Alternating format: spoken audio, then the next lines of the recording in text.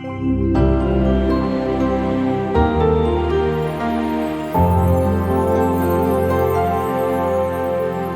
buenas tardes desde sus respectivos países, desde luego desde Colombia.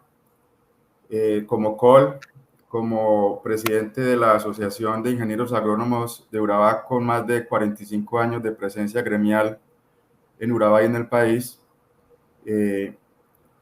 estamos entonces acá para indicarles que por fin nuestro Congreso de Acorbat ha sido ratificado para el 11 y 13 de mayo del 2022. Hoy estamos entonces reconfigurando lo que es nuestro programa para podérselos compartir a todos ustedes y que estén entonces al tanto.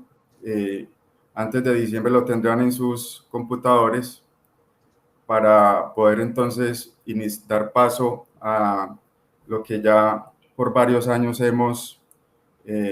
por fuerza mayor hemos tenido que aplazar. En esta ocasión, nosotros hemos seleccionado diferentes ejes temáticos que están básicamente concentrando fitoprotección de cultivos, igualmente fisiología y manejo sostenible, innovación y tecnología, recursos genéticos, calidad de semilla, biotecnología y agroindustria y mercados. Estos son nuestros grandes ejes en los cuales nuestro Congreso estará girando para poder darles a todos ustedes la mejor información que nutra realmente lo que hoy es el evento más importante de las musáceas a nivel mundial, que esperamos entonces sea todo un éxito. Los esperamos a todos en Miami, que es donde iremos entonces a tener este gran evento, repito, a partir del 11 al 13 de mayo del 2022. Este evento tiene obviamente una organización que es generada por la asociación, como ya se los mencioné, igualmente nuestro copartner es Agrosavia, entidad del país que vela también por la investigación, especialmente en especies como el plátano y desde luego otras investigaciones. Allí pueden ustedes apreciar los correos institucionales a los cuales se pueden dirigir, igualmente a la página inagro.com para cualquier solicitud de ingreso a reservar en el Congreso todo lo que son las conferencias magistrales y orales. Tendremos más de 11 exposiciones magistrales y más de 20 exposiciones orales, al igual que los pósters. Nuestro correo institucional igualmente en Inagro es aenaoacorbat@inagro.com y nuestro operador logístico es de Expo Plaza en Ecuador, que ustedes también lo pueden encontrar vía correo electrónico. En ambos sitios electrónicos o por internet podrán ustedes entonces encontrar información sobre la feria y sobre las conferencias y las reservas a las cuales pueden ustedes asistir. De antemano les agradezco la atención y los esperamos igualmente en Miami, en el 23º Congreso Internacional de Acorbat. Vamos a empezar con la charla del doctor Luis Teixeira, título Manejo de suelos y marchitez por fusario en banano. No voy a hablar del temario en profundidad, algunas consideraciones. Definitivamente el manejo del suelo y el agua de una plantación es casi siempre diseñado en función de las necesidades nutricionales de las plantas. Sin embargo, el manejo del suelo y el agua va mucho más de allí, pudiendo afectar la sostenibilidad del cultivo. Eso se lo vamos a dejar en el transcurso de la presentación al doctor para que nos ilustre al respecto. Resumen del perfil y trayectoria de nuestro expositor del día de hoy, no sin antes darle la bienvenida y el agradecimiento por aceptar esta invitación a esta conferencia a Corbat. Él es ingeniero agrónomo desde el año 85 y magíster en ciencias del suelo en 1988 por la Universidad Federal de Río Grande do Sul. Es PhD en agronomía desde el año 2000, ya con más de 20 años de experiencia en su doctorado, ejerciendo ese vasto conocimiento con el PhD por la Universidad Estatal Paulista Julio Mezquita Filho. Experiencia de 34 años en investigación en manejo de suelos en varias regiones de Brasil. Actualmente trabaja en el Instituto Agronómico de Campinas en Brasil, desarrollando proyectos de investigación en colaboración con universidades, agricultores y empresas públicas y privadas. Sus principales temas de investigación son la nutrición y fertilización, manejo y salud del suelo en la fruticultura. Entonces, doctor Luis Teixeira, muchas gracias de nuevo por aceptar la invitación y le doy la bienvenida y siga usted con su charla. Gracias a todos. Este evento es una buena oportunidad, yo creo, para compartir algunas de nuestras ideas de lo que estamos haciendo en nuestra región.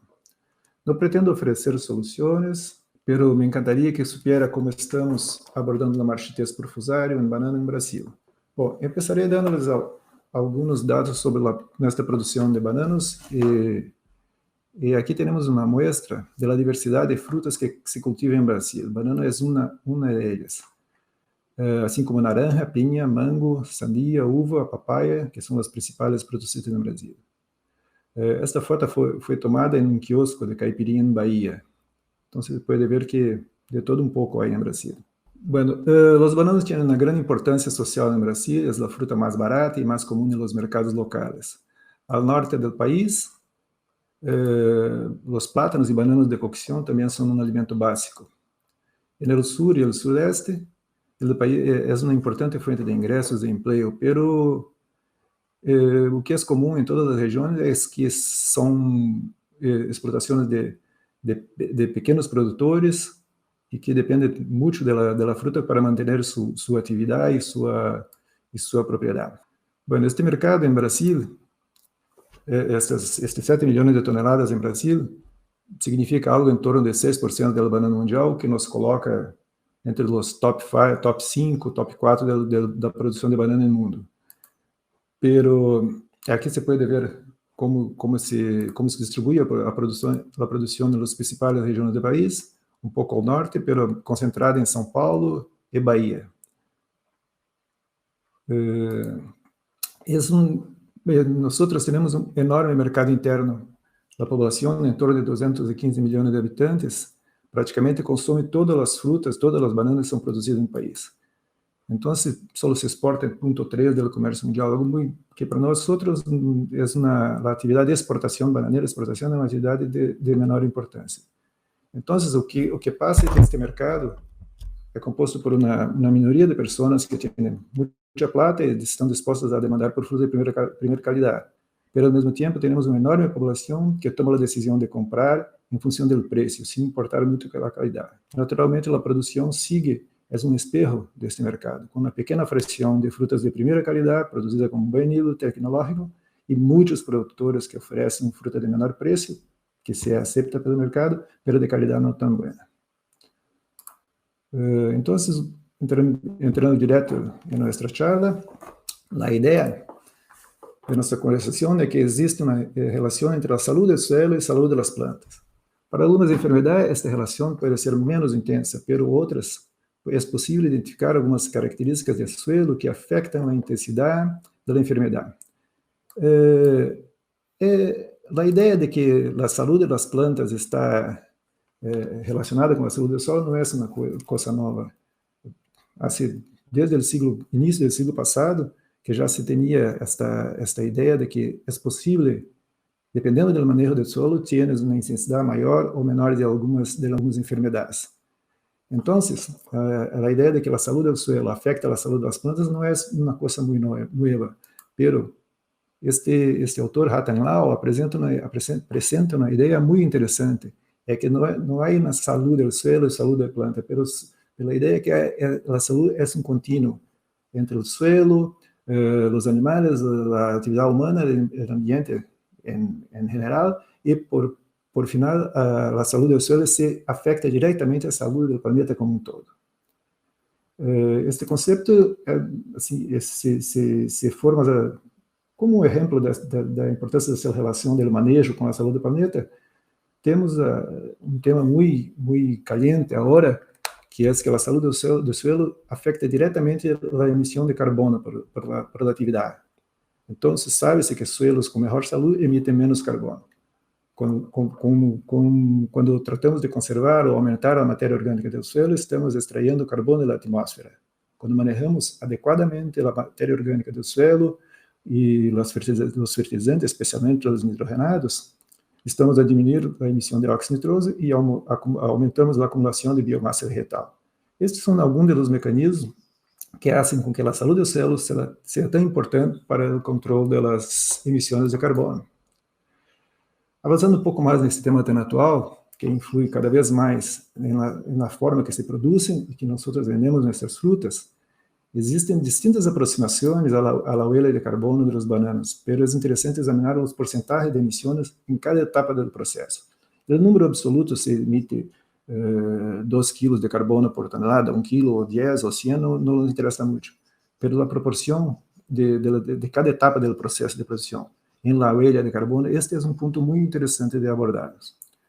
Aqui já temos uma ideia que a maior parte das emissões relacionadas com os bananos produzidos para exportação, que saem, por exemplo, de Costa Rica e chegam em Alemanha, a maior parte é devido ao transporte, algo 62%. Mas então, isso é uma coisa que nós não podemos fazer muito em relação a isso. Ou eles se mudam para mais cerca de onde plantamos, ou há que tratar de termos meios de transporte mais econômicos e que não emitam de carbono.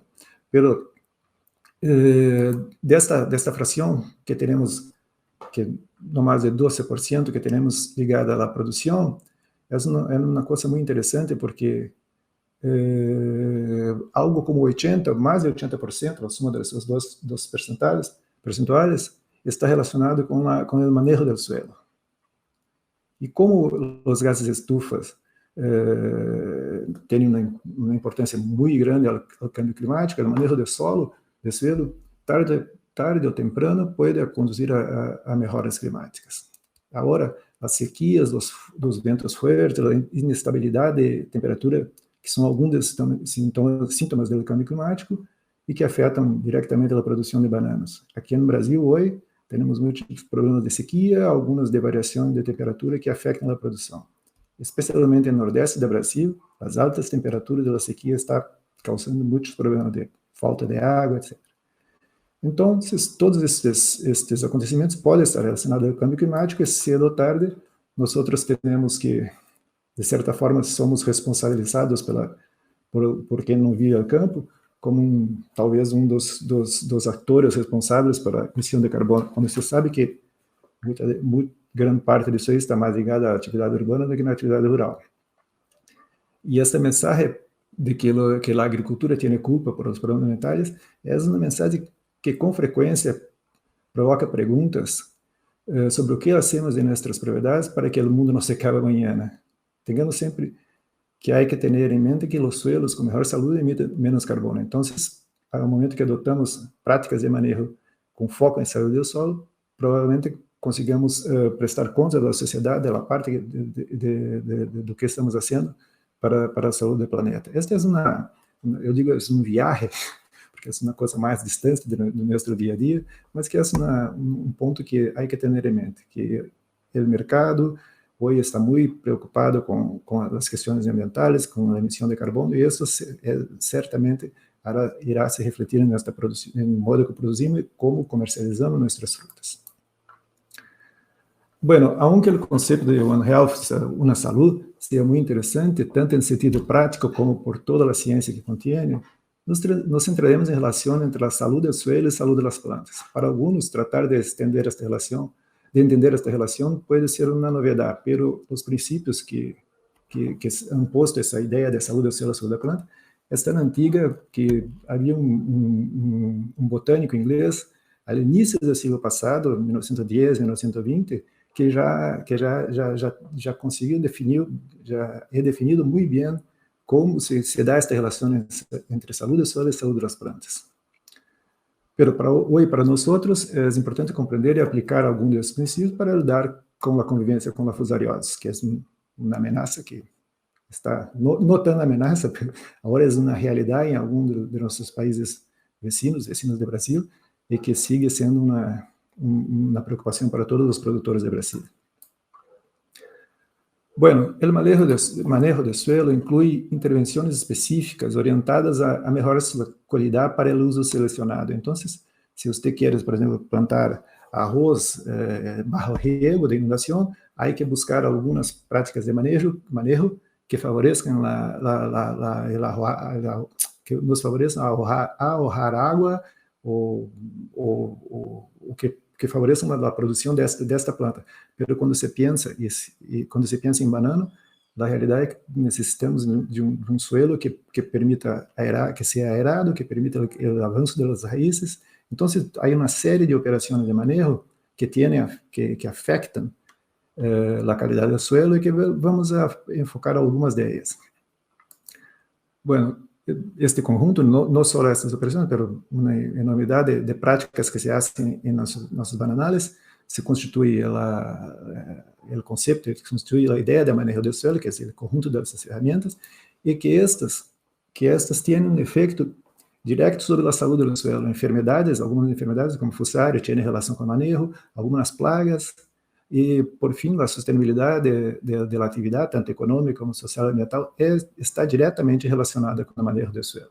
Por exemplo, dependendo de como se faz a fertilização, nós podemos ter lucros ou prejuízos com a produção de forma direta. Então, vários aspectos da sustentabilidade da produção estão linkados com o manejo do suelo. Como são um conjunto muito grande, muito largo de operações, eu gostaria de centrar-nos nas operações relacionadas com a aplicação de fertilizantes, por exemplo. O manejo dos fertilizantes e a nutrição de plantas inclui um conjunto muito grande de operações que podem dar lugar a suelos com menor ou maior supressividade.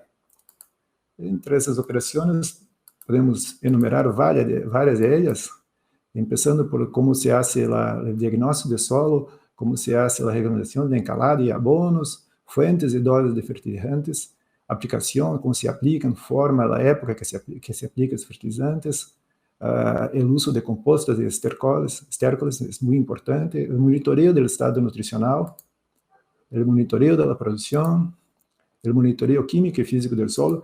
Essas são algumas das operações ligadas à fertilização que têm efeito sobre a supressividade dos suelos. Bueno, aqui há que fazer um parênteses e tentar definir supressividade.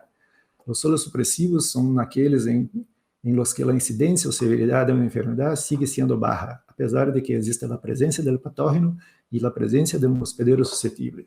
¿Sí?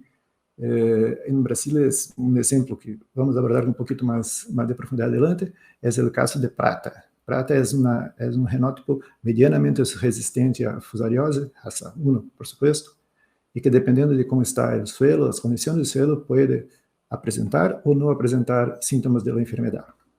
Então, nos casos em que há o patógeno, que é fusário raça 1 está por todas as plantações, se não vemos sintomas significativos ou incidência ou severidade de morte por fusário, essa é uma ideia que esses suelos onde há a doença é menos forte, há sinais que são solos mais supressivos do que os opostos, que são solos conducivos. Então, esta é a ideia de que podemos interferir nesta qualidade dos suelos, que é a supressividade, por meio das operações e algumas operações de manejo da fertilidade. Há uma série de outras operações ligadas ao manejo físico do suelo que também afetam a supressividade. Este é só una partecita del manejo, una partecita del manejo de los abonos, de la nutrición y de los abonos, que tiene efecto directo a la expresividad. Vamos a entrar en más detalles de algunos puntos de estos. Si pensarmos solo que el manejo de la fertilidad del suelo puede estar limitado al suministro de nutrientes, esto es un concepto que yo creo que puede no nos servir para entender el problema como un todo. Cuando cambiamos el enfoque del manejo del suelo con foco más en la salud del suelo, que tiene esta definición abajo, esto nos permite mantener la productividad con el paso del tiempo, nos permite disminuir el impacto ambiental de la producción, nos permite ahorrar insumos, y desde el punto de vista del ahorro de insumos y la sustentabilidad de la producción es una cosa muy central para los productores. Entonces, la idea de salud del suelo no es una idea abstrata, una idea que se preocupa con la salud del planeta, pero sí se preocupa mucho con la viabilidad de la producción en un plazo más largo, né, más longo. No solo hoy, como para adelante en el futuro. Bueno, volvamos a relación entre la salud del suelo y la salud de nuestras plantas de banano. La relación entre los atributos del suelo y la marchitez depende en gran medida de las condiciones locales, como veremos más adelante. Pero hay algunos factores del suelo que son comunes a varias regiones. Por ejemplo, entre los factores bióticos, la diversidad y la actividad microbiológica es muy importante para mantener la sanidad vegetal. Sabe-se que suelos con una microbiota más diversa tienen la capacidad de resistir como puedo decir, de resistir a entrada ou a própria relação de los patógenos com as plantas de banano. Então, quanto mais simples, se você, por exemplo, cultiva sempre banano, mantém a cobertura encerada com glifosato, algo assim, então a diversidade microbiana nesta área tende a ser mais baixa. E este é um problema não só para fussário, como por exemplo para nemátodos. Quando você tem uma diversidade baixa de organismos em geral, certamente alguns que são patógenos irão sobressair-se, né? Então, essa diversidade é muito importante. E a atividade biológica é outro ponto interessantíssimo, porque da atividade depende vários processos que terão reflexo na nutrição das plantas, além da saúde, por supuesto. Há outros, o equilíbrio entre os patógenos e os micro-organismos benéficos é uma questão clave neste ponto, para que os suelos tenham maior saúde. Por supuesto, si no hay patógeno, no hay enfermedad, pero habiendo el patógeno podemos manejar el ambiente para que los organismos benéficos puedan hacer su trabajo a nuestro favor. Un ejemplo más claro es la relación entre tricoderma y fusario. Ni siempre materiales genótipos de tricoderma que tienen un buen comportamiento en invernadero o laboratorio se repiten en el campo. Entonces, a questão de manter um ambiente saudável para os micro-organismos e manter este equilíbrio entre benéficos e patógenos é clave para manter a sanidade vegetal. Há outros pontos ligados à parte viva do suelo, que são os fatores bióticos, como os bicudos. Eles, sem dúvida, eles atuam debilitando as plantas e possivelmente ajudam a disseminar o fussário. Hoje nós temos uma parte do nosso trabalho com Embrapa que está dedicada a evaluar a capacidade de dispersão de fussário raça 1 por picudos. É um trabalho muito interessante que depois, mais adelante, na sessão de perguntas e respostas, podemos detalhar. Os estudos sobre nemátodos, infelizmente, os estudos sobre nemátodos em Brasil e quase ao redor do mundo, a relação entre nemátodos e fussário, não han sido muito frequentes, justo porque nemátodos era um problema mais importante em Cavendish, e os Cavendish, hasta agora, não sofriam com fussário. Infelizmente, não é a realidade hoje com a raça 4. Pero, então, o que se investigava a respeito de nemátodos, pouco se investigava a relação de nemátodos com fussário, porque fussário não era um problema em Cavendish. Agora, tudo cambia. Pero, assim mesmo, há alguns trabalhos aqui no Brasil que tratam de aclarar esta relação entre nemátodos e fusário. Este aqui é um trabalho muito interessante, porque estudou variedades cultivares, todas muito suscetíveis à fusariose. E o que passou? Em las áreas que não havia nemátodos, a enfermidade seguia causando prejuízo. Pero, ou seja, quitar os nemátodos não é a solução para resolver o problema de fusário. Pero em las áreas que havia nemátodos, a intensidade, a severidade e a incidência de fusariose era muito maior, muito mais intensa do que em las áreas sem nemátodos. Ou seja, há um efeito sinérgico muito claro entre os nemátodos e o fusário. Agora, se a sua base é bioquímica ou se é uma base física, todavia não sei.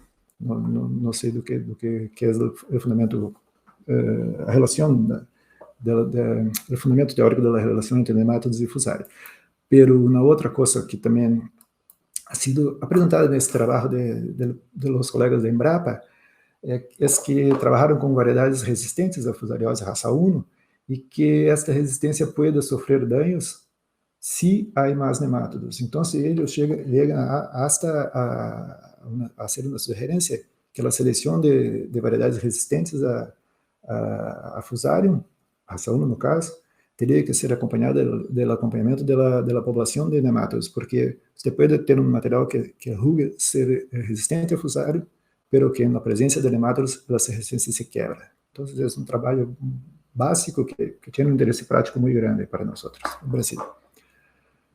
Bueno, em geral, como he dicho, a saúde do solo tem relação com a saúde das plantas, por supuesto, e essa relação é mediada por fatores bióticos, como visto anteriormente, e agora vamos ver alguma coisa a respeito dos fatores abióticos que governam esta relação. Vamos ver.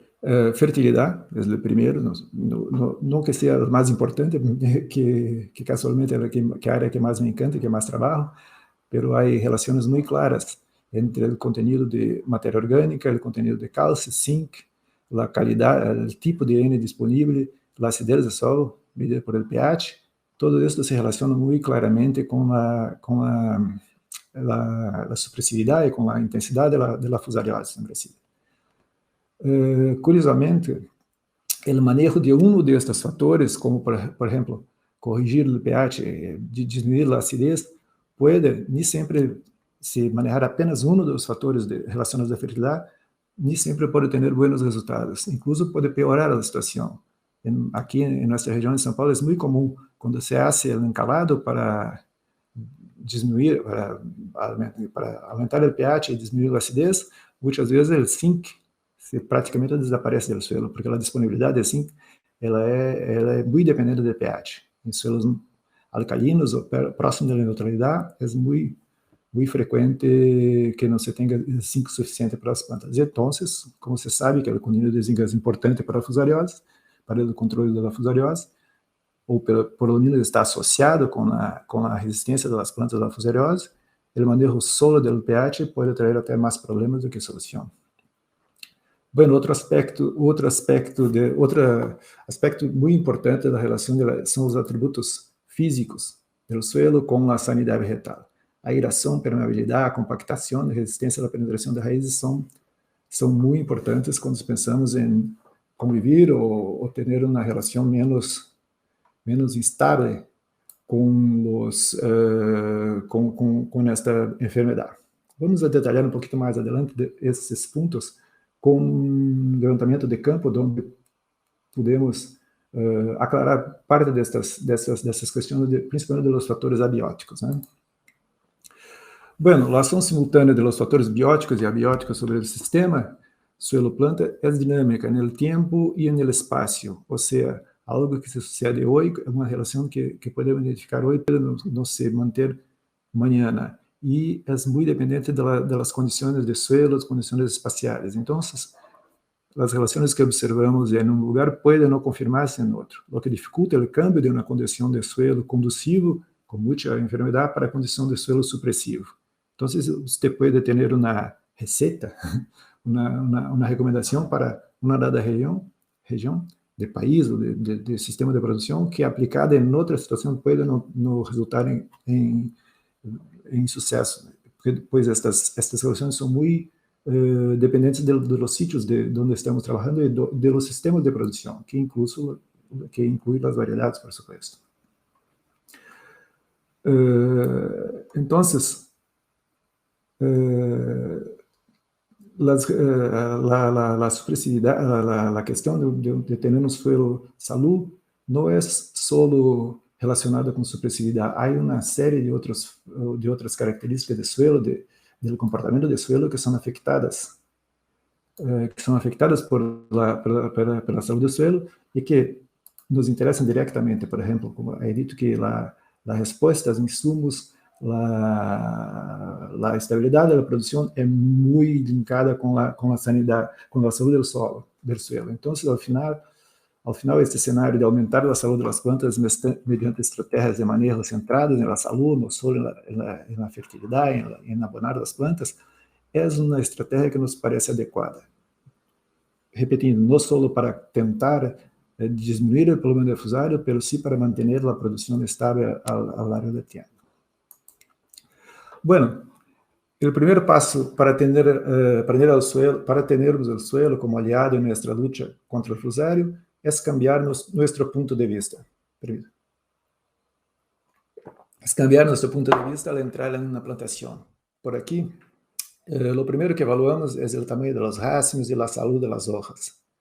Para una plantación en Valle de Ribeira, que es donde tomé esta foto, en un suelo de muy baja fertilidad, en mi juicio, no está mal para las condiciones de valle, en un suelo que no se practica riego y que no era las mejores condiciones de suelo, entonces para mí está bueno. Pero evaluar somente la parte aérea puede no ser del todo eficaz en zonas, en producciones con problemas de sanidad.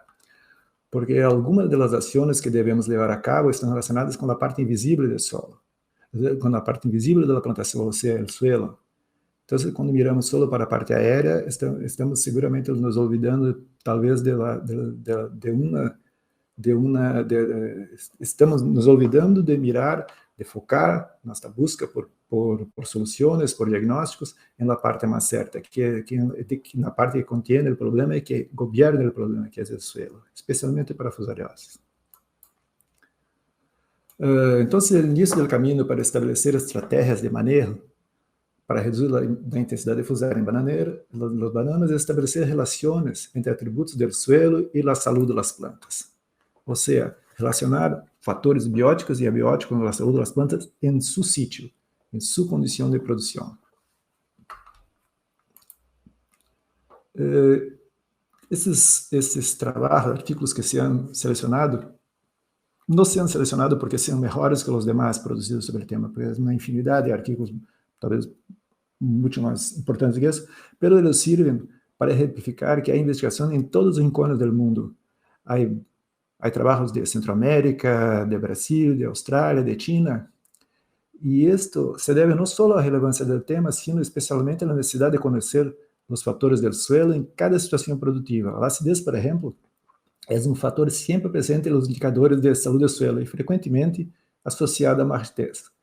Pero, em algumas situações no nordeste do Brasil, em suelos alcalinos, preocupar-se com acidez não é o foco da questão. Então, isto nos indica que as soluções têm que ser muito específicas para cada situação. Ou seja, a busca por aqueles fatores, aquela relação entre fatores abióticos, bióticos e saúde do suelo é um trabalho que há que desenvolver muito localmente. Como exemplo da relação suelo-marchitez, por fusário, me gostaria de compartilhar com você alguns resultados observados na região onde eu trabalho, São Paulo. Creemos que uma forma eficaz de relacionar os fatores abióticos com a marchitez por fusário, a forma mais eficaz é ir ao campo, buscar zonas enfermas e sanas e estudar cada uma delas em detalhe.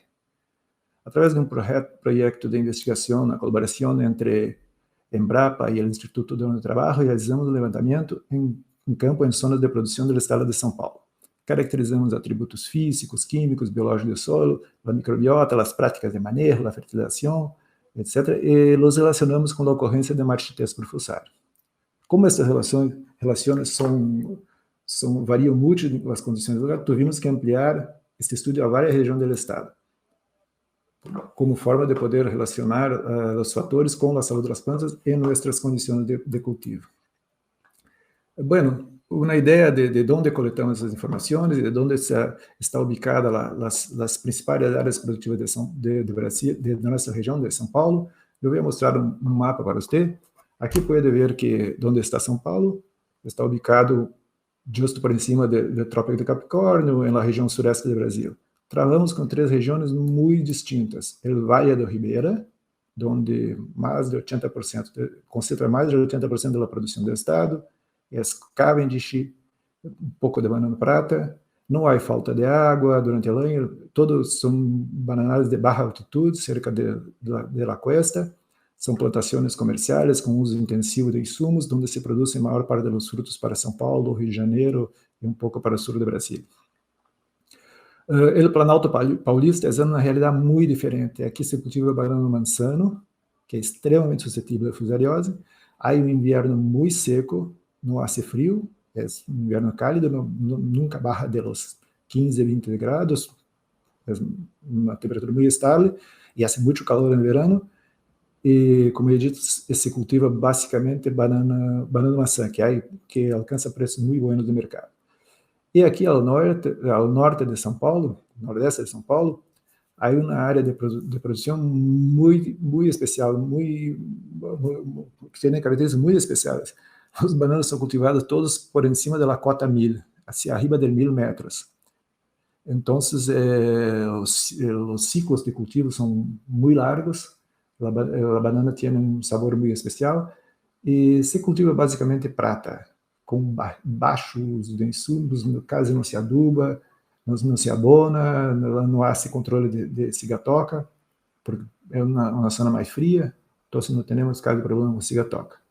Então, em cada região destas, buscamos fincas em que fuera possível localizar zonas com diferentes intensidades de enfermidade. Em verde, seriam as áreas foco negativo, seriam as áreas com pouca enfermidade, e foco positivo, áreas com muita enfermidade muito intensa. Então, tratamos de buscar fincas onde poderíamos encontrar os dois tipos, as duas situações. Fincas em Vale de Ribeira, fincas em Planalto e fincas em São Bento do Sapucaí. E em cada uma destas fincas, tratamos de caracterizar muito bem as condições de solo, de produção, onde encontramos mais e menos fussário. Bueno, vemos alguns dos resultados deste levantamento. A maior parte dos resultados, boa parte desses resultados estão publicados agora, foram recentemente publicados, e eu vou fazer um breve resumo para você.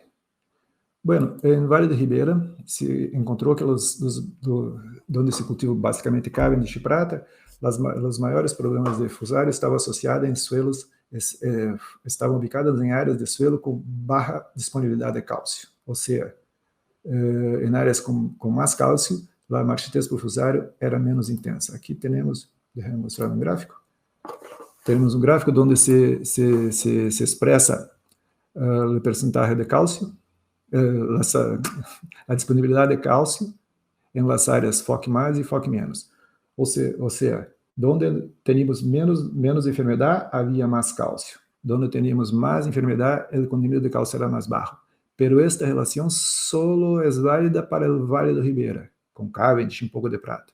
Para Manzano, o contenido de cálcio não há diferença para a intensidade de fussário. Todas as manzanas morrem, independente de ter cálcio ou não no suelo. E também na área de prata de grande altitude, não encontramos muita diferença entre o conteúdo de cálcio em áreas com mais ou menos fussário. Por isso é um indicativo que é muito importante estarmos atentos à disponibilidade de cálcio em Vale do Ribeira, porque as áreas mais enfermas estavam em suelos com baixa disponibilidade de cálcio e as áreas mais sanas com disponibilidade mais alta de cálcio. Em Vale do Ribeira também, como o cálcio está relacionado muito com a acidez do suelo, Las áreas de pH más baixas, suelos más ácidos, más fusário. La saturação por base também mais baixa, mais fusário. E, curiosamente, encontramos uma relação muito especial na região de Vale do Ribeira. Os suelos têm baixíssima disponibilidade de manganeso. E justo em las áreas com menos manganeso do suelo, disponível no suelo, encontramos mais fusário. Aqui é um ponto interessante, que se você trata somente de corrigir a acidez, de aumentar o pH, a disponibilidade de manganeso cai. Então, há que ter sempre cuidado de evaluar a fertilidade como um todo, todos os nutrientes, não só a acidez, um aspecto que outro.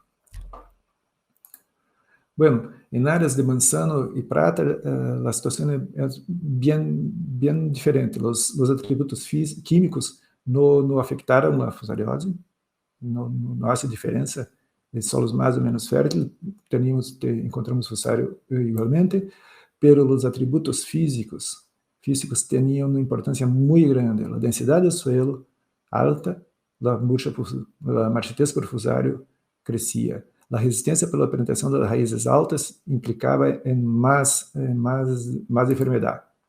Aqui, de novo, o mesmo tipo de gráfico, né, de representação gráfica, onde temos resistência à penetração e o que passou em Vale do Ribeira. As áreas não diferiam entre as áreas com muito ou pouco fusário, a resistência era a mesma. Em São Bento do Sapucaí, as áreas com mais fusário, as raízes tinham que despender mais energia para penetrar o suelo. E o mesmo em las áreas de manzano. Bueno, este ponto nos leva a uma conclusão mais ou menos clara, que a saúde do sistema radicular afeta diretamente a intensidade das enfermidades. E em relação às possíveis práticas de manejo, se destaca a importância de controlar a compactação e preservar a estrutura do suelo. Em banano não é comum, pero em caña, eu trabalho um pouquinho com caña de açúcar, é muito comum, é uma preocupação muito grande dos produtores, a questão da compactação dos suelos, porque se empregam máquinas muito pesadas, e há trânsito muito intenso na cosecha, que é toda mecanizada, e na aplicação de fertilizante. Então, se hace um planejamento muito cuidadoso de onde entram os tratores, de onde circulam as máquinas na plantação de caña-de-açúcar, com a ideia de controlar a compactação de suelos. Estas áreas de onde passam os caminhões, de onde passam as máquinas, têm um manejo diferente do resto de cañaverada. Isso é uma coisa que, no futuro, podemos pensar com banano, de como, visto que é tão importante a relação de atributos físicos, de como podemos, desde a implantação de los bananales, haciendo de compactação, abonos verdes que tratam de melhorar a estrutura, hasta o manejo do bananal, as práticas mecânicas do bananal durante su estabelecimento e sua produção. Bueno, esses estudos de campo continuam com uma caracterização mais ampla da relação entre atributos de suelo e marchitez por fusário. O que observamos é que, em algumas regiões, nem atributos físicos nem químicos explicavam toda a relação entre suelo e marchitez por fusário. Que outros fatores estariam em jogo? Provavelmente fatores bióticos. Então, agora, nesta segunda etapa do levantamento de campo, que continua sendo feito em campo, estamos caracterizando a biota do solo, o microbioma do solo, mediante análises metagenômicas. Eu creio que aqui talvez tenhamos alguma explicação do que passa nesta relação suelo marchitez por fusário, com base na diversidade, na qualidade da microbiota do suelo. Pero isso está sendo analisado ainda todavía. Bueno, nossa experiência e resultados de investigações publicadas señalam que há algumas questões clave do manejo da fertilidade que merecem certa atenção. Por lo tanto, vamos ver algo sobre a fertilização nitrogenada e disponibilidade de cálcio, a acidez do solo e como este pode afetar a saúde e sua possível relação com a marchitez por fusário. A acidez é um atributo frequentemente relacionado com o fusário, e uma prática que tem grande efeito sobre o pH do suelo é a aplicação de abonos nitrogenados. Aqui é um trabalho que fiz há alguns anos, onde acompanhamos a fertilidade do suelo ao longo do tempo, aplicando nitrógeno por fertirriego, por abono convencional na superfície do suelo, e em promédio encontramos uma queda em no mais de um ciclo de 1,2 unidades de pH solo com cultivo nas doses máximas de nitrógeno. Claro que dificilmente se recomenda aplicar doses tão altas, mas isto encendiu o sinal amarillo, como costuma dizer, que é muito importante que tenhamos o controle, o monitoreo da acidez e sabermos que tipo de fertilizante estamos empleando, que fuente de fertilizante nitrogenado e a sua relação com a acidez. Aqui temos uma tabela muito sencilla que dá uma ideia de como os fertilizantes nitrogenados podem afetar a acidez do suelo. O sulfato de amônio, o nitrato de amônio, ureia e fosfato de amônio, todos eles têm uma reação ácida no suelo. A cada quilo de nitrógeno aplicado em uma destas fontes, haveria que aplicar 5 kg de carbonato de cálcio para o sulfato de amônio, que é o mais acidificante, hasta 3,1 para o fosfato de amônio. E, ao contrário, quando empregamos nitrato, que é uma fonte mais cara de nitrógeno, mas tem efeitos muito positivos sobre a saúde do suelo, a cada quilograma de nitrato, de N sob a forma de nitrato, equivale a aplicar 1 quilograma de carbonato. Então, a aplicação contínua de nitrato tende a diminuir a acidez, aumentar o pH, certo? Seguro, vou ver aqui. Seguro que por supuesto que esta tabla se trata de valores muito generais, já que a variação do pH depende do tipo do suelo, da forma de aplicar N, entre outros fatores.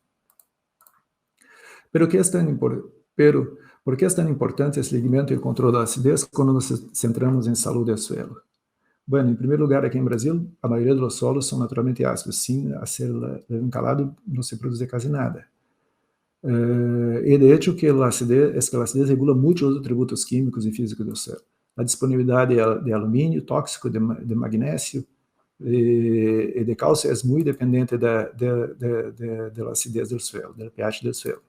E aqui o que podemos ver é que se há muito alumínio e não há cálcio, as raízes não se desenvolvem e as raízes não crescem. Então, se não temos raízes, não temos planta, não temos absorção de nutrientes, etc. E essas plantas em condições de alumínio muito alto e cálcio muito baixo, como vimos em Vale do Ribeira, tendem a ter mais fussária.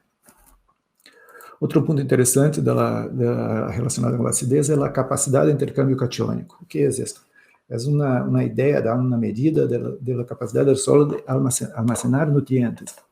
Se você tem, por exemplo, uma nevera pequena em sua casa, há que ir ao mercado todos os dias ou corre o risco de perder alguma coisa que se compra que não pode conservar e que ao final impactará em sua dieta. É o mesmo do solo. Se tem uma baixa armazenagem de nutrientes no suelo, as plantas têm risco de passar hambre ou que ocorram perdas de nutrientes para digestão, etc. Então, a capacidade de intercâmbio catiônico é um ponto muito importante para a sanidade vegetal, que está relacionada com a acidez.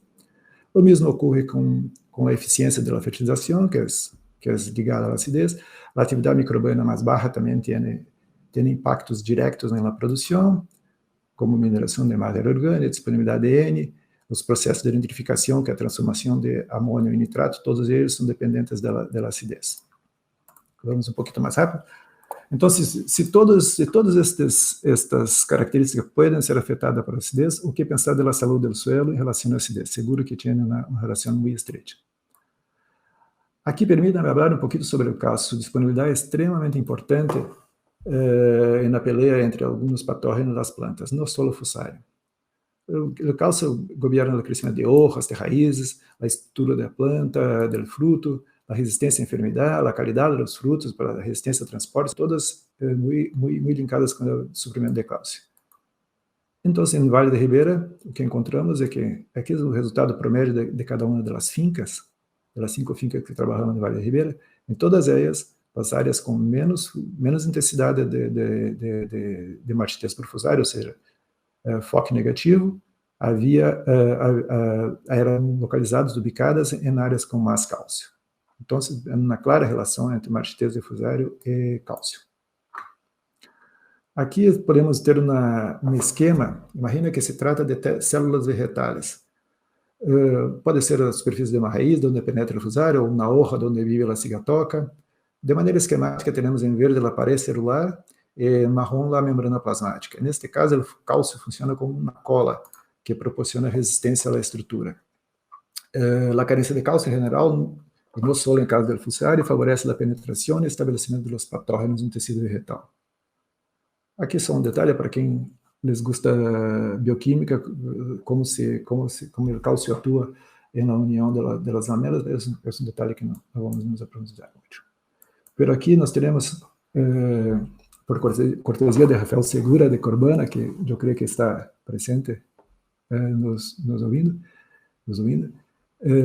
que é uma ideia uma imagem muito clara. Eu me gusta muito dessas belas imagens porque consegue expressar muito bem o efeito de cálcio no espessor das paredes.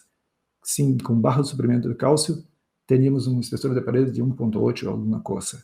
Com um suprimento um pouquinho maior de cálcio, este espessor da parede se aumentava. E com esta quantidade de cálcio expressa em CaO, teríamos um espessor mais grande.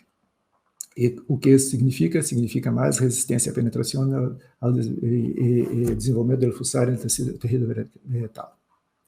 Agora vamos tentar combinar o manejo da fertilização nitrogenada com o aporte de cálcio.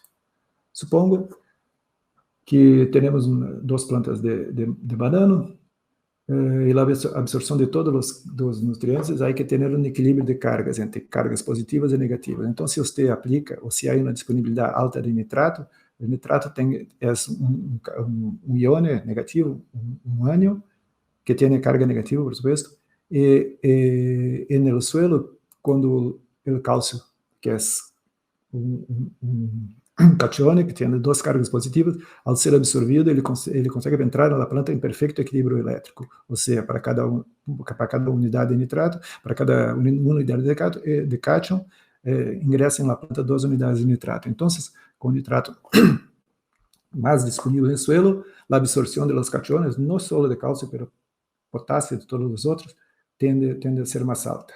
Agora, o que passa quando temos uma alta disponibilidade de nitrógeno amoniacal? O amônio no solo tem carga positiva, que compite com o cálcio em sua absorção, não só de cálcio, mas de todos os outros cationes, especialmente de cálcio.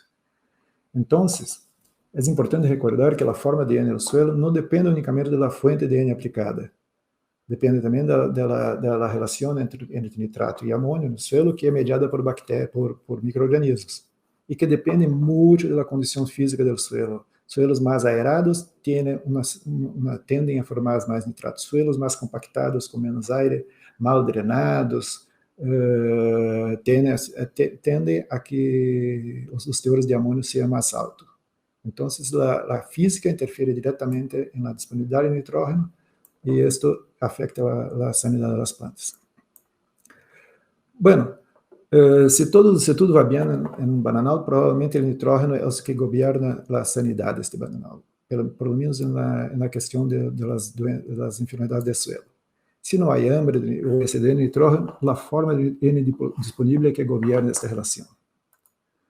Este equilíbrio, como eu disse, nitrato e amônio. Este está em constante equilíbrio no solo. Se há mais aire, se há menos água, se as raízes estão mais aeradas, se forma mais nitrato. Se há menos aire, se há compactação, encharcamento, muita água no suelo, se forma amônio, certo? Ou se utiliza uma fonte que somente tem N amoniacal, por suposto que a quantidade de amônio tende a aumentar. Que são fontes com N amoniacal? São sulfato de amônio, nitrato de amônio, mesmo a ureia, que se forma amônio no suelo. Todas estas fontes tendem a aumentar o teor de amônio no suelo. Aqui nesta revisão que foi feita por Moore, é muito interessante, eles conseguiram detalhar, conseguiram reunir quais fatores, quais nutrientes, quais substâncias na planta crescem ou diminuem em função do nitrato. Aqui todo em verde são todas as substâncias que favorecem a resistência das plantas aos patógenos. Quando se aplica nitrato, a nutrição com N nítrico, aumenta o óxido nítrico, aumenta o ácido salicílico, aumenta as polaminas. Todas essas são substâncias que interferem diretamente na resistência da planta. Não vou detalhar muito. E, ao mesmo tempo, diminui a quantidade de açúcares e aminoácidos livres e deste ácido, que é o gama-aminobutírico, que todos esses aqui são fontes de nutrientes que a los usuários le gusta muito. Então, se ao mesmo tempo que diminui a comida do usuário e aumenta a resistência da planta, tende que essas plantas sejam mais resistentes. A tendência é que essas plantas sejam mais resistentes. O que ocorre quando há muita amônia no suelo, diminui exatamente o que nos interessa para as defesas da planta e aumenta o que não nos interessa, que interessa aos patógenos, que são os açúcares livres e o GABA. Esta é uma relação geral para inúmeras enfermidades e que ha sido detalhada muito bem por Wang e colaboradores em 2016, eu creio, os chinos que trabalharam especificamente com fusarium. Por agora, vamos mais adelante, que basta de nitrógeno. Seguindo um pouquinho no tema da fertilidade e saúde das plantas, me gostaria de recordar um nutriente que, entre nós outros, é o que se mais aplica em banano, que participa muito deste juego, que é o potássio. Aqui neste trabalho, passar mais rapidamente, se observou que hasta o quarto ciclo de cultivo, as plantas mais nutridas com potássio tinham menos fusarium, e as plantas com baixa nutrição de potássio tinham maior incidência, algo que chegou a quase 40% das plantas, ao passo que com mais fusarium, isto não passava de 10%. Essa é uma diferença muito significativa. Esta diferença pode significar que um bananal seja viável ou não em Nordeste, porque se você tem uma população de plantas baixa ou alta, aí que o riego, a quantidade de água que se despende é a mesma, as pulverizações para que toca são as mesmas. Então, com uma quantidade de plantas, um percentual de plantas tão alto, provavelmente não é uma operação viável. Aqui é outro trabalho que foi conduzido na África, vamos passar mais rápido, porque só confirma a importância do potássio para a resistência à fusariose. Bueno, por fim, uma coisa muito importante é conhecer o comportamento dos renótipos em sua condição de cultivo frente às práticas de manejo. Porque, como eu dito, há algumas situações onde que você pode ter um renótipo que não responde a essas práticas, pode ter um suelo que determinadas práticas de manejo não sejam tão importantes para o manejo. Então, isso há que ser evaluado em todas as regiões de plantio, ou pelo menos nas regiões que nos mais interessam resolver o problema. Aqui é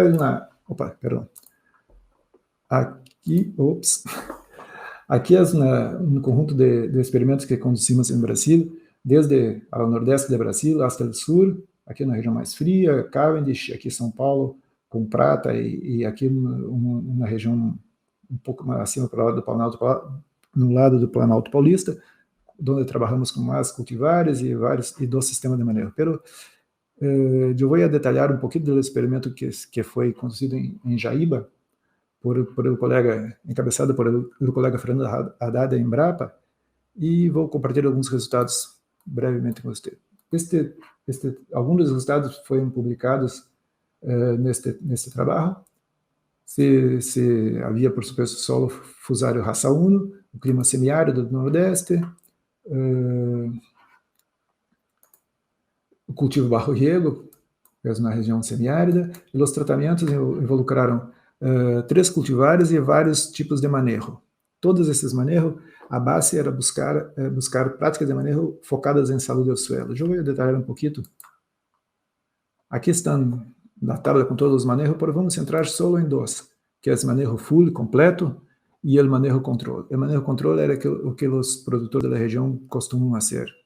Eles não aplicavam silício pré-plantio, não haviam inoculação com tricoderma, a aplicação de matéria orgânica não é comum, as fontes de N de nitrógeno eram basicamente nitrógeno amoniacal, e no tratamento completo trocamos nitrógeno amoniacal por nitrógeno nítrico. E a fonte de fósforo foi um fosfato natural tratado com calor, que é um termofosfato, e se aplicou no tratamento full em pré-plantio na cultura de cobertura, que é a Cortalária rúncia. Vamos passar direto para os resultados. Aqui você pode ver o aspecto do tratamento completo, onde as plantas foram implantadas, em meio a uma grande cobertura verde, prévia ao plantio. Bom, o primeiro resultado muito interessante é que com um cultivar altamente suscetível, não interessa o que você faça, nessa situação, as práticas de controle não foram eficientes para controlar a doença, a enfermidade. Aos 9 meses, 100% das plantas haviam morrido. Este é Bansan, é um material extremamente suscetível.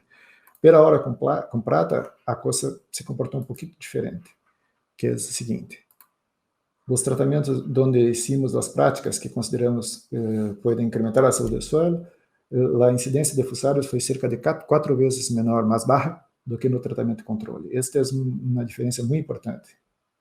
Algo como em torno de 40% para em torno de 10%, solo graças às práticas de manejo. Todas as quantidades de fertilizantes eram as mesmas, os materiais genéticos eram os mesmos, e, sin embargo, com prata, o tratamento de controle mostrou, ao final do primeiro ciclo, uma incidência 4 vezes superior à observada com o tratamento centrado em saúde do suelo. Vamos mais rapidito. Em relação à produção, uma variedade que é resistente, em primeiro ciclo não houve diferença entre os tratamentos, pero em prata, como eu les mencionei ao início, o tratamento controle, a produção foi muito baixa, não chegou a 10 toneladas por hectare, conseguindo produzir algo em torno de 25 é o tratamento completo. Ou seja, é um material com mediana suscetibilidade a fusário. Os tratamentos as plantas responderam muito bem aos tratamentos em la condição de cultivo do Nordeste. E a ideia é que no primeiro ciclo, Princesa, que é um material muito resistente à fusariose, não há diferença pelo modo que você maneja o suelo, pelo menos para fusário.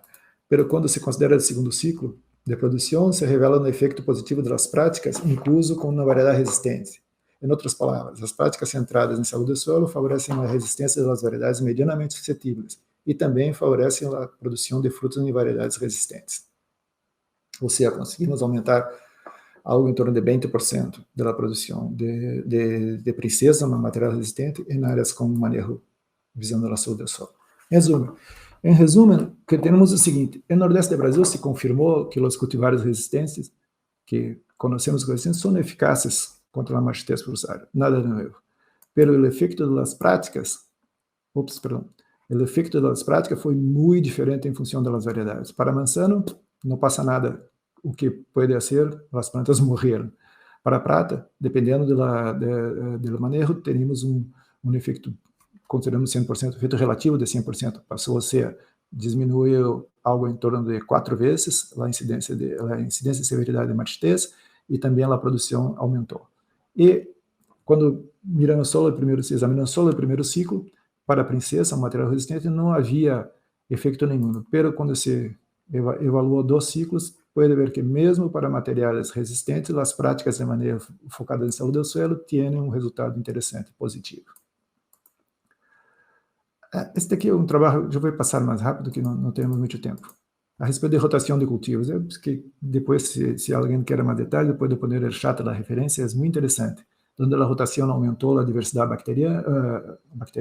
microbiana, diminuiu a incidência de fusário e aumentou a produção. Essa é uma outra prática.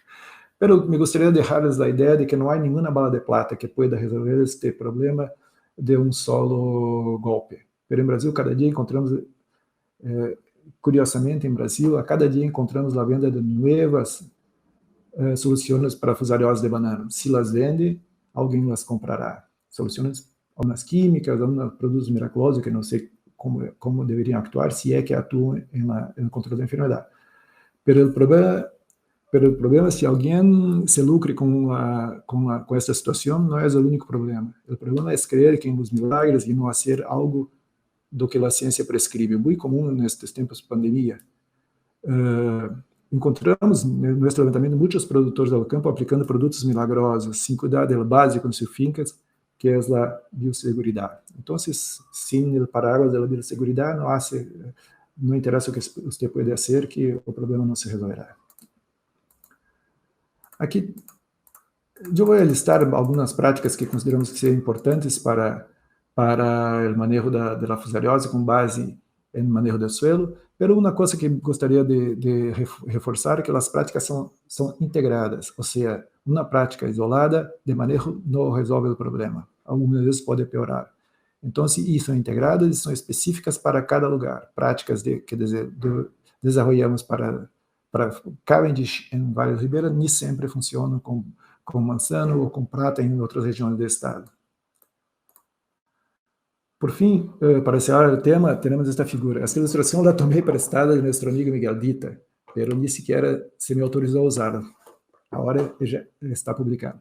Sirve para ver que a atenção da saúde do suelo deve estar sempre presente em las operações de manejo, desde a siembra, com a preparação, correção da acidez e abonos verdes, hasta el bananal en producción, con el monitoreo constante de la producción, de la salud del suelo, de la salud de las plantas, salud del suelo y el estado nutricional.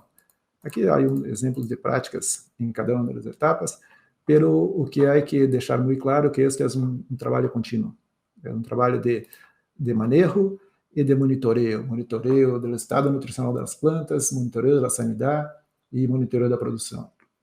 Há alguns, passei muito rápido por este assunto, porque há alguns indicadores de saúde do suelo, que é uma outra charla muito grande, um assunto muito interessante, que há algumas medidas que se fazem no suelo que podemos ter ideia de como está a saúde deste suelo e como que isto pode afetar a produção e a resistência das plantas a fusar. Mas isto é uma outra charla.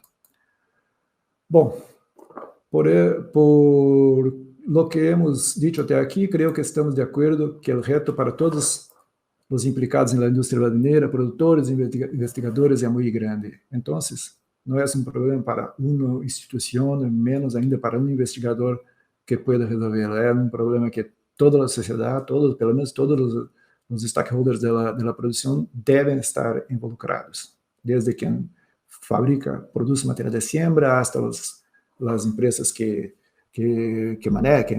produzem os fertilizantes, todos devem estar involucrados, porque se esta atividade tão importante em nossos países não avança, ou se talvez diminua com o tempo, todos vão perder, todos, inclusive os que não produzem, que estão involucrados diretamente na produção e no mercado, o preço das frutas certamente vai aumentar e muito. Bueno, aqui rindo uma homenagem a nosso equipo e a alguns produtores que confiaram e confiam nesse trabalho. Bueno, gracias. Estoy pronto para la sesión de preguntas y respuestas. Gracias por la atención.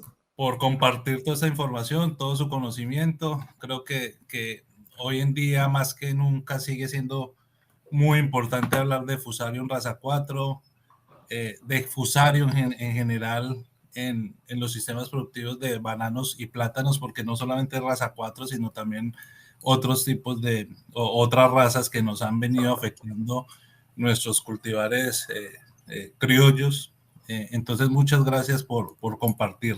Sí, aprovecho y le comento, doctor, que hago una última mención de los países que se han vinculado a través de investigadores, personas de la academia, agricultores a este evento. Están vinculados desde Perú, Guatemala, Brasil, Colombia, Panamá, Islas Canarias, Costa Rica, Ecuador, México, Argentina, Chile, Bolivia, Honduras, Paraguay, Puerto Rico, Venezuela, y tenemos también desde Uganda escuchando este tema que es tan importante definitivamente para el mundo de los bananos y plátanos, ¿no?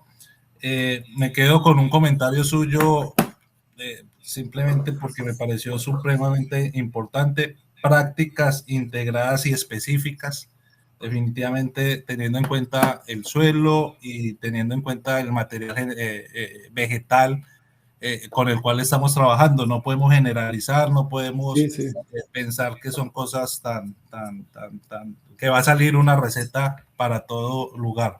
Vamos a empezar con las secciones de pregunta, doctor.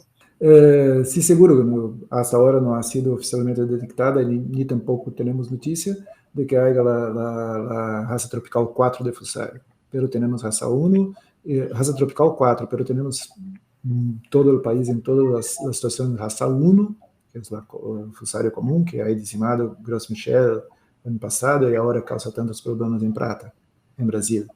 Pero os materiais Cavendish são afetados por raça 4, que se chama subtropical, né? Não é o mesmo que afeta Cavendish em Colômbia ou em África e em outros países. É outra raça 4, né? ¿Sí está claro? Muchísimas gracias por esa aclaración para el auditorio, ¿no? Sí, Otra pregunta, esta sí se la voy a leer. ¿La riqueza microbiológica en la rizósfera de monocultivos de banano puede favorecer la incidencia de Fusarium? sí. No la riqueza, al contrario, el estrechamiento de la diversidad microbiológica de la rizósfera está muy asociada a la incidencia del fusario en varios países del mundo. Nuestros trabajos no han identificado hasta ahora la diversidad, pero estamos justo por agora evaluando por análise metagenômica como o que passa nas áreas com muito e pouco fusário aqui em São Paulo. Porque pelo que se sabe da bibliografia, pelo que da experiência de outros países, sí, seguro, a riqueza microbiológica da rizósfera é um fator muito importante para o controle, para a convivência com este mar. Para un suelo alcalino con pH mayor a 7.5, ¿es recomendable utilizar carbonato de calcio o hidróxido de calcio? Sí, por nuestra experiencia en fertilidad que pasa en Brasil, no es aconsejable usar ninguno de los dos, porque todos ellos tienen una relación alcalina en los suelos. Seguro que el pH arriba, por lo menos en Brasil, un pH arriba de 7.5 no es un pH adecuado para banana en Brasil. Entonces, seguramente no es recomendable aplicar ninguna fuente de calcio que pueda aumentar ainda más ese pH. Eu creio, incluso, que não deve, a disponibilidade de cálcio deve ser alta e não deve nem sequer ser recomendada a aplicação de cálcio. Muito menos como carbonato ou hidróxido, qualquer fuente alcalina de cálcio, certo? Una pregunta desde República Dominicana. Seguimos comprobando que sin la salud del suelo no hay cultivos sanos. Tenemos que trabajar en una agricultura reconstructiva para que haya alimentos sanos y humanos sanos. Un comentario muy interesante. Doctor, sus apreciaciones. Sí, la idea de reconstrucción es una idea muy interesante. No reconstrução para volver ao que era o suelo antes de começar a cultivo, porque muitas vezes, especialmente em Brasil, em solos do trópico, solos muito intemperizados, muito pobres nutricionalmente, de fertilidade muito baixa, retornar à situação que tínhamos antes de entrar com o banano não é interessante, é uma situação mala para as plantas. Aí que a ideia de reconstruir é construir algo que conduzca-nos à supressividade, algo que conduza ao equilíbrio do suelo, com mais diversidade, com mais condições, com melhores condições para que as raízes se desenvolvam no perfil do suelo, com melhor ainda, com mais condições para que os insumos que estamos aplicando generem as respostas que desejamos.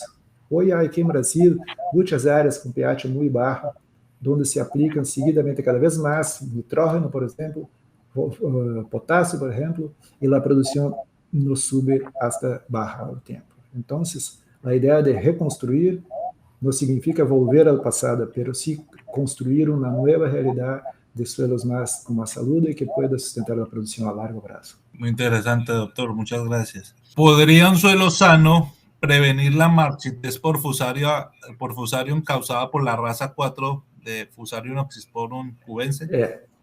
Bueno, esta es la busca por esta respuesta, es la busca por el santo grial.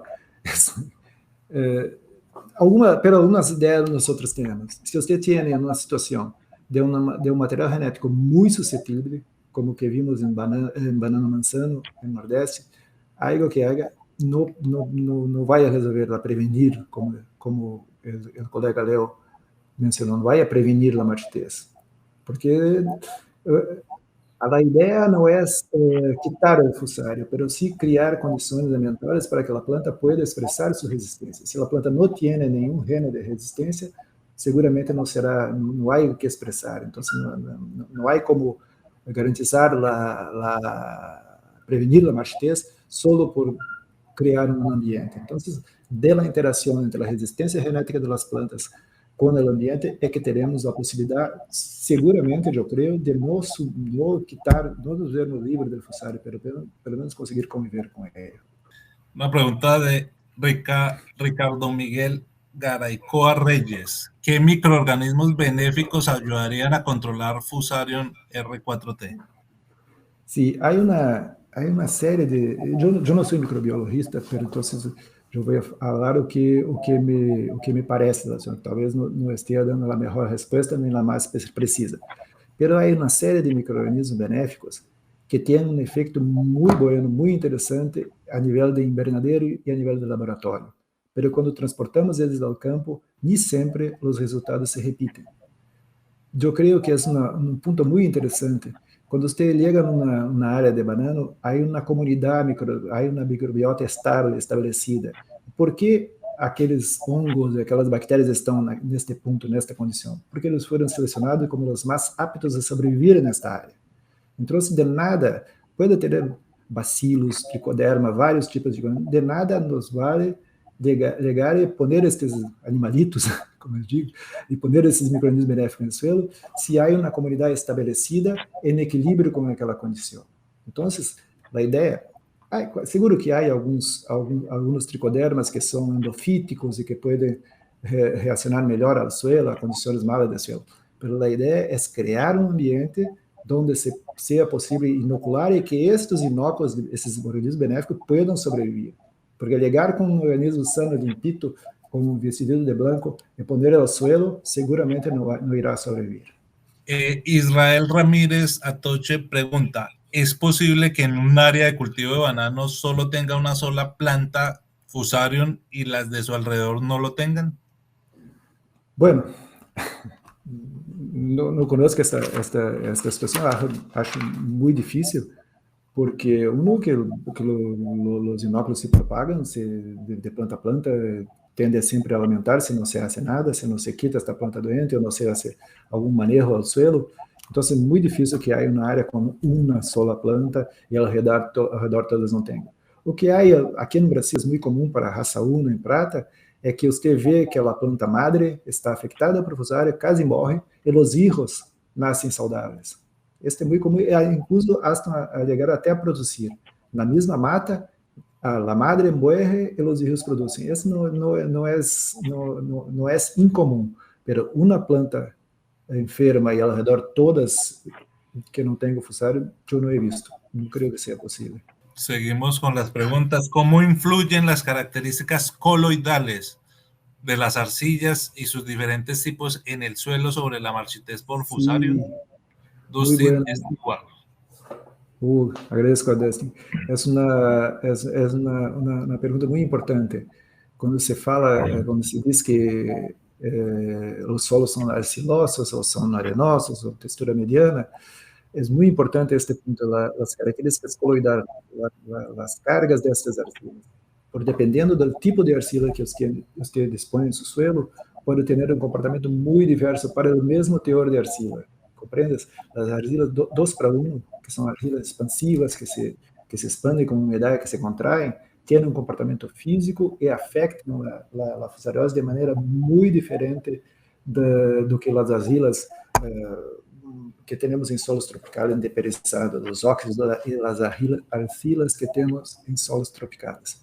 Então, esse tipo de arcila tem um efeito muito grande sobre a retenção de água do solo, sobre a resistência à penetração, e tudo isso há que levar em conta na hora de modelar esta relação entre tipo de suelo y la fusariose.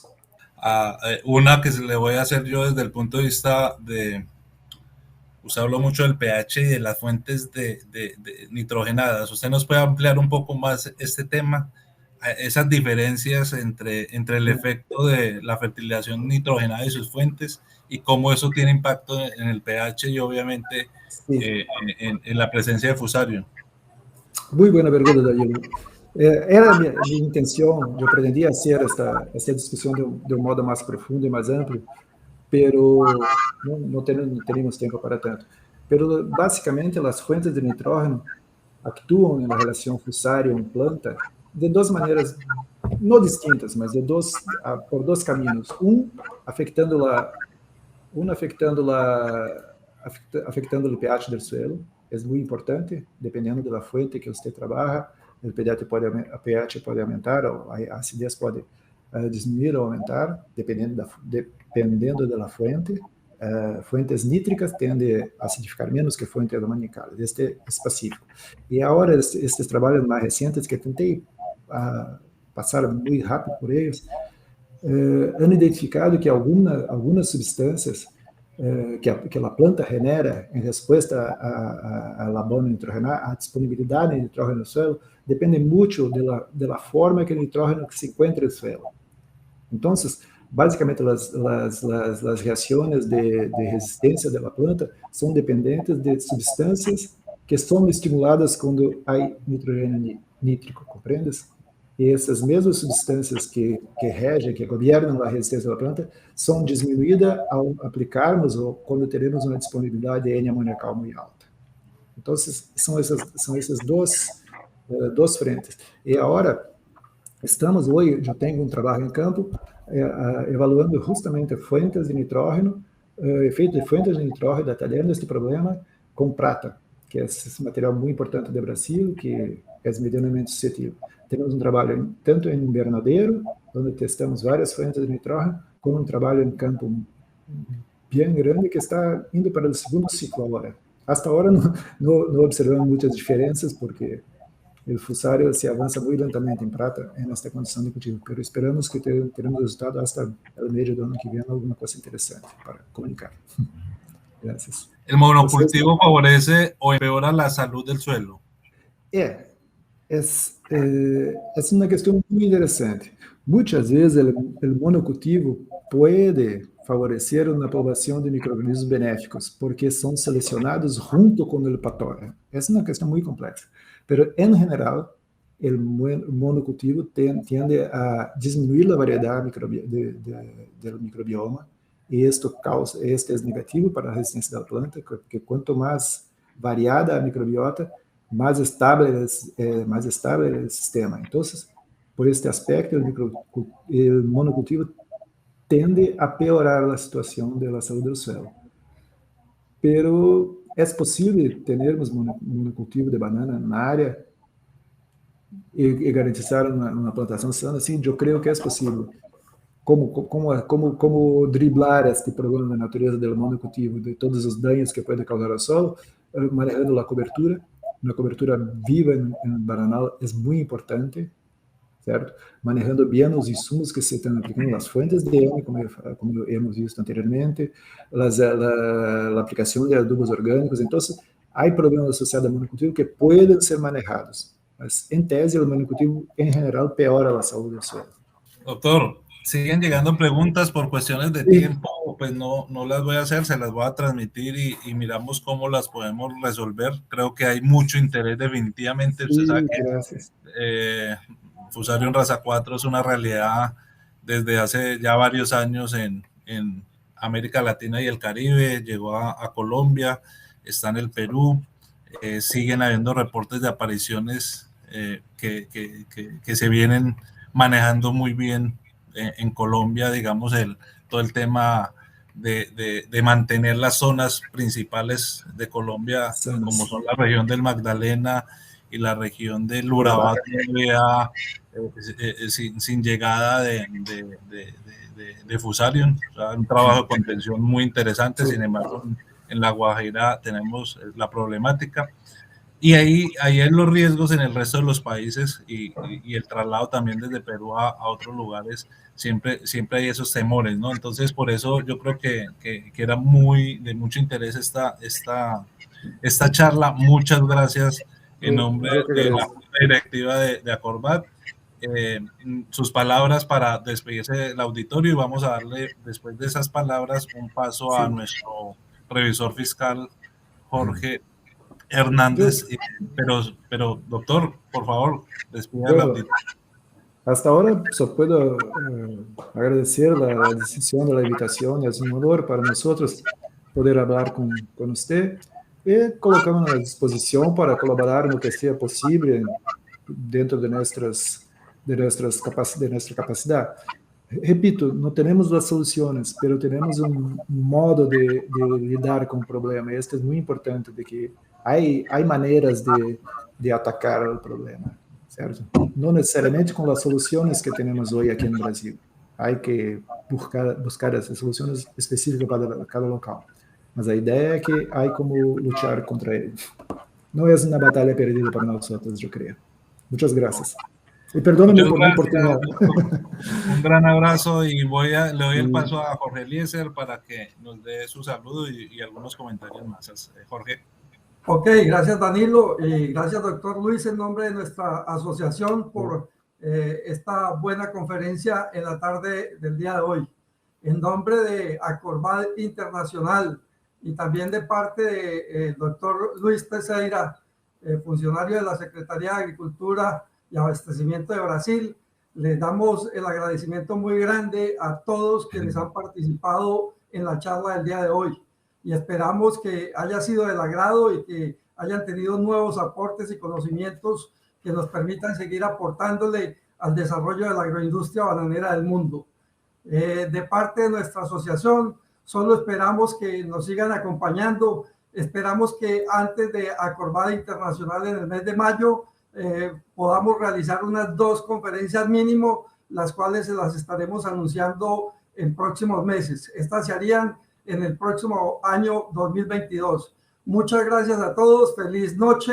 Ya estamos casi que todos nuestros países anocheciendo, entonces una feliz noche para todos y una feliz Navidad y Año Nuevo. Nos veremos en el año 2022. Gracias, doctor Luis, y gracias a todos los asistentes. Al doctor Luis Teixeira, nuestro agradecimiento. Lo mismo para toda la junta directiva por este gran esfuerzo. Como podrán apreciar el auditorio, hemos culminado con 5 conferencias online, dada la situación de la pandemia que vive el mundo. Fue una muy buena sugerencia para poder actualizar conocimientos. El día de hoy he quedado impresionado por los avances que se están haciendo en la biotecnología, en querer mantener un equilibrio armónico en el suelo, donde está el sustrato de las plantas, el uso de enmiendas y todo orientado a mejorar esas condiciones. Ojalá estos esfuerzos que hacemos sean aceptados por la comunidad internacional en lo que tiene que ver a la investigación, que la academia, las universidades se unan un esfuerzo tremendo por entregarnos nuevas alternativas para la sostenibilidad de un cultivo tan importante para el mundo como lo son el banano y el plátano y otras musáceas.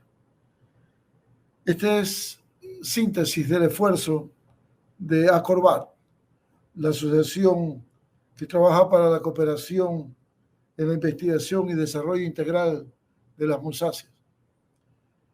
Y cabe la oportunidad, antes de despedir este evento, de agradecer a las personas que se han unido en esta cadena. Estén muy atentos, tanto lo que indicara Jorge como las nuevas conferencias antes de nuestra reunión número 23 de Acorvad Internacional que se realizará en la ciudad de Miami. Queremos indicarle a ustedes que ojalá en esta tercera oportunidad podamos tener la suerte de reunirnos presencialmente y a lo mejor en forma virtual para celebrar esta reunión.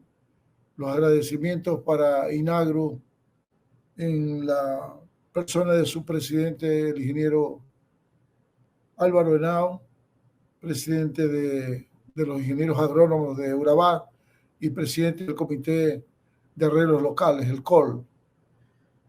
Para Expoplaza, la operadora del evento, porque realmente hay que resaltar el trabajo en que estas 2 instituciones han debido sobrellevar la carga de pasar tanto tiempo hasta estar viendo muy cerca la realización del evento el próximo mayo del 11 al 13.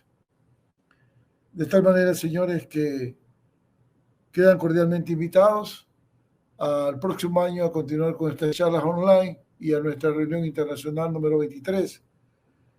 Nuestro agradecimiento imperecedero por seguirnos, por estar atentos a nuestras recomendaciones y trabajos.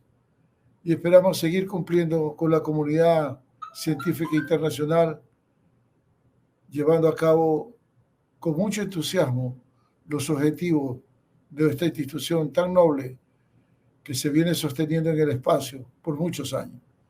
Muchas gracias a todos los miembros de la Junta Directiva por haber colaborado en este evento, a Danilo, que lo hizo de moderador, a Jorge, a Mari Carmen, a Mildred, al doctor Teixeira y a todos los quienes tras los bastidores han colaborado.